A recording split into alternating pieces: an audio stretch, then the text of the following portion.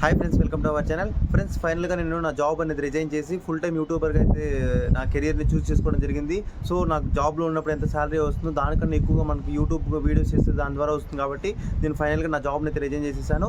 So ఈ job resign చేసినప్పుడు నేను ఎస్బీఐ సెక్యూరిటీస్లో జాబ్ చేస్తున్నామని ఇప్పుడు జాబ్ అనేది మొత్తం రిజైన్ చేసేసి ఏదైతే నా ఫుల్ టైం ప్యాషన్లో యూట్యూబ్ వీడియోస్ కానీ ఇన్స్టాగ్రామ్ రీల్స్ తర్వాత వచ్చే వెబ్సైట్స్ ఇలాంటి ఉంటాయో వీటి మీద నేను ఫుల్గా వర్క్ చేస్తున్నాను. దీనికి సంబంధించి ఫుల్ డీటెయిల్స్ అనేవి మీకు చెప్తూ వస్తాను.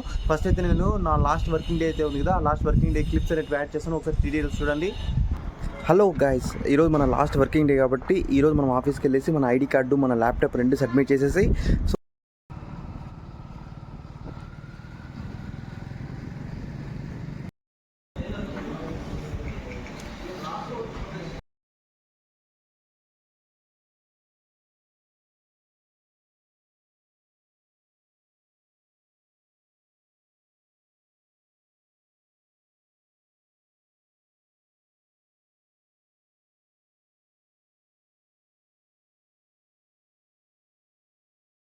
అయితే ఫైనల్గా రిజైన్ చేసేసి ఫుల్ టైం కెరియర్ అయితే చూస్ చేసుకున్నాను.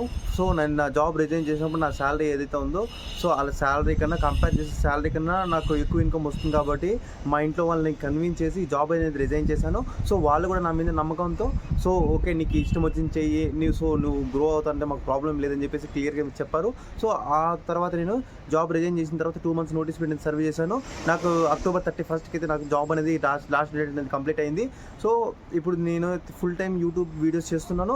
అలాగే యూట్యూబ్లో వీడియోస్ ఎలా చేసుకోవాలి, యూట్యూబ్లో కెరీర్ అనేది ఎలా స్టార్ట్ చేసుకోవాలి అన్ని డీటెయిల్స్ చెప్తాను.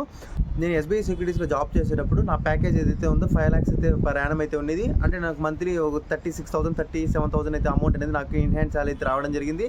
కానీ నేను ఏంటంటే నేను అప్పుడప్పుడు 1 or 2 hours టైం స్పెండ్ చేసి నేను యూట్యూబ్ని అయితే ఆల్రెడీ ఒక ప్యాషన్ కింద అయితే బిల్డ్ చేసుకుంటూ రావడం జరిగింది. ఇది నేను నా డిగ్రీలో ఉన్నప్పుడు స్టార్ట్ చేశాను. ఒక 2-3 ఛానల్స్ పెట్టాను, జాబ్ నోటిఫికేషన్స్ అంటే ఇలాంటి చాలా అయితే స్టార్ట్ చేశాను. బట్ అవన్నీ నాకు అప్పుడు తెలియదు కాబట్టి ఆ ఛానల్స్ అన్ని డిలీట్ అయిపోయాయి. ఫర్దర్గా నేను ఒక గవర్నమెంట్ స్కీమ్స్ గురించి కానీ తర్వాత కొంచెం ఫైనాన్స్ రిలేటెడ్ వీడియోస్ చేసుకుంటూ నేను అలాగే చేసుకుంటూ అయితే రావడం జరిగింది. ఇప్పుడు సరే సైడ్ ఇన్కమ్ కింద యూట్యూబ్ కానీ ఇన్స్టాగ్రామ్ కానీ తర్వాత ఏదైనా వెబ్సైట్స్ కానీ ఇలాంటి జెన్యూన్గా ఉన్న వాటిలో మీరు ప్లాట్ఫామ్స్లో ట్రై చేసి మీ సైడ్ ఇన్కమ్ కింద ఒకటైతే ప్యాసివ్ ఇన్కమ్ కింద అయితే స్టార్ట్ చేయండి. నేను ఒకప్పుడు ప్యాసివ్ ఇన్కమ్ కోసం స్టార్ట్ చేసి ఇప్పుడు నాకు ఫుల్ టైం ఇన్కమ్ అలాగే నేను ఫుల్ టైం వర్క్ చేయడానికి ఒక ఎంప్లాయ్మెంట్ అయితే క్రియేట్ చేయడం జరిగింది. సో మీరు ఏదైనా సరే మీరు చేస్తున్న వర్క్స్ కానీ మీరు స్టూడెంట్స్ అయినా సెల్ఫ్ ఎంప్లాయ్స్ అయినా మీరు ఏదైనా వర్క్ చేస్తున్నప్పటికీ కూడా ఒక సైడ్ ఇన్కమ్ కింద ఇదైతే మీరు స్టార్ట్ చేసి పెట్టుకోండి.